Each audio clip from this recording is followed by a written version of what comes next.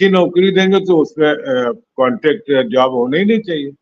नहीं होगा तो मुझे लगता है कि मैं कोई वोट देने के अपील तो नहीं कर सकता हूँ। लेकिन मैं सोचता हूँ कि ये जो कॉन्ट्रैक्ट पर काम कर रहे हैं लोग पिछले 10 साल से सिसक सिसक कर जिंदा हैं और अपने आंसू पी करके अपने घर वालों का लालन पोषण कर रहे हैं और लगातार सत्ता इनकी उपेक्षा कर रही है, इनका खिलवाड़ कर रही है। मुझे याद है कि अ, ये लोग जो है पूरी ताकत से न जाने कितने मंत्रियों के यहाँ धरना दे आए, न जाने कितने मंत्रियों से रोए गाए कि हमको रेगुलर कर दीजिए। ये तो यहाँ तक कहते हैं कि चलो हमारे पैसे ही बढ़ा दीजिए, कुछ न रेगुलर कीजिए। लेकिन उन सबका कोई असर नहीं पड़ा क्योंकि उनको लगा कि नहीं ये लोग ठीक है। ये 17 में 14 में हमारे साथ थे, 17 में भी हमारे साथ थे, 22 में भी और 24 में। और ये मैं जब इनके आंदोलन शुरू हुए थे इसी जनवरी में, तभी मैंने कहा था कि ये कह रहे हैं करेंगे नहीं, तो आंदोलनकारियों को समझ जाना चाहिए। अब देखते हैं कि विक्रम सिंह समझ गए हैं, इनके जो कार्यकर्ता हैं या कहते हैं जो मेंबर से समझे कि नहीं समझे। अगर समझे होंगे तो वो अपने कैरियर के साथ इंसाफी करेंगे और नहीं समझे होंगे तो ठीक फिर ना इंसाफी करें और इन्हीं लोगों के चक्कर में आकर के अपने जीवन को बर्बाद करते रहें। जी सर, आप ठीक कह रहे हैं, लेकिन कुल मिला के यह है कि संविदा कर्मियों का जीवन नरक बन चुका है। संविदा कर्मी पिछले वर्षों से इंतजार कर रहा है। खास करके इन 10 वर्षों में किसी भी संविदा कर्मी को कोई राहत नहीं मिली।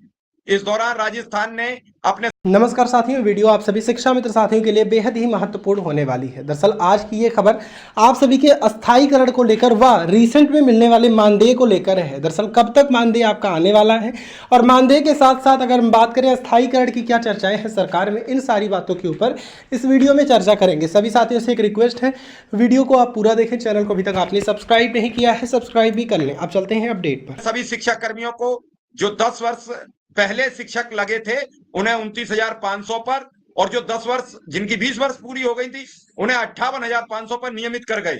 अशोक गहलोत ने किया, छत्तीसगढ़ में हुआ, अन्य राज्यों में भी बात चल रही थी, कांग्रेस शासित सभी राज्यों में ऐसा हुआ। लेकिन उसके बावजूद भी कांग्रेस की सरकारों ने वहां वापसी नहीं की। फिर कर्मचारी हिंदू हो गया, फिर उसे कन्हैयालाल टेलर का मर्डर याद आ रहा था, फिर उसे छत्तीसगढ़ में धर्म परिवर्तन दिख रहा था। मैं नहीं समझ पा रहा हूं कि कौन सी ये नशा है जो जीतते हुए दलों को हरा देता है, हारे हुए दलों को जिता देता है। पूरे मीडिया को सन्नाटा हो गया जब मध्य प्रदेश में कांग्रेस बुरी तरीके से हारी। सारे लोग हैरान रह गए, लेकिन हैरानी के पीछे एक बड़ा खेल था जो बाद में समझ में आया कि वहां हारने में कमलनाथ ने बड़ी अहम भूमिका निभाई। उन्होंने चुनाव की तरह नहीं लड़ा। शुरुआत से लेके अखिलेश वकीलेश कई भद्दे कमेंट्स जो जाहिर कर रहे थे कि वो दलित पिछड़ों का वोट नहीं चाहते हैं, और उनकी इस वोट के पीछे एक बड़ी डील थी। उनका और अडानी का कुछ आपसी तालमेल है, और इस तालमेल में मारी गई जनता।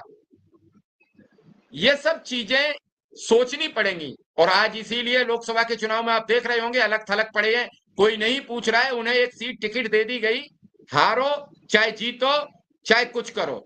और इस बार जो कांग्रेस बड़ा आत्मविश्वास के साथ चुनाव लड़ रही है, जो जा रहा है वो चला जाए, यही आपको तो याद होगा। आप तो उनके साथ ही रहे हैं काशीराम जी के। काशीराम जी यही कहा करते थे कि बसपा एक बिना किवाड़ और खिड़की का एक मकान है, इस दरवाजे से आ सकता है, उस खिड़की से कूद सकता है, उस दरवाजे से जा सकता है, हमने कोई गेट नहीं लगाया है। यही हाल आज कांग्रेस में।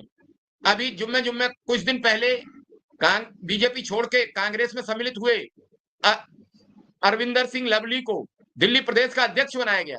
इससे बड़ा और क्या हो सकता था। अब आप प्रदेश अध्यक्ष भी बनोगे, लोकसभा का चुनाव भी आप ही लड़ोगे, तो सारी चीजें कैसे होंगी। क्योंकि अभी कांग्रेस का वक्त कमजोर है। यही कांग्रेस अभी 150 लोकसभा सीटें लेके वापस कर जाती है इस लोकसभा चुनाव में, तो देखना भगदड़ कैसी बीजेपी से मस्ती है, आप सुरंसर विश्वास नहीं कर पाएंगे। और ये एक मानना है, कल मैंने 361 सीटों का एक विश्लेषण किया है।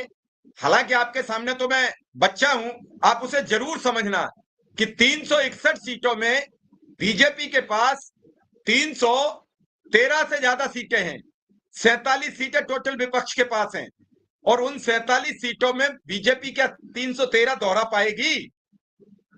इंडिया गठबंधन क्या 313 दोहरा पाएगा? उसमें उद्धव ठाकरे निकल चुके हैं, उसमें और कई साथी निकल चुके हैं, और उस राज्यों में ना बंगाल है, उन राज्यों में ना पंजाब है, उन राज्यों में ना तमिलनाडु है, केरल है, तेलंगाना, आंध्रा, ये कोई नहीं है, 20 राज्य हैं।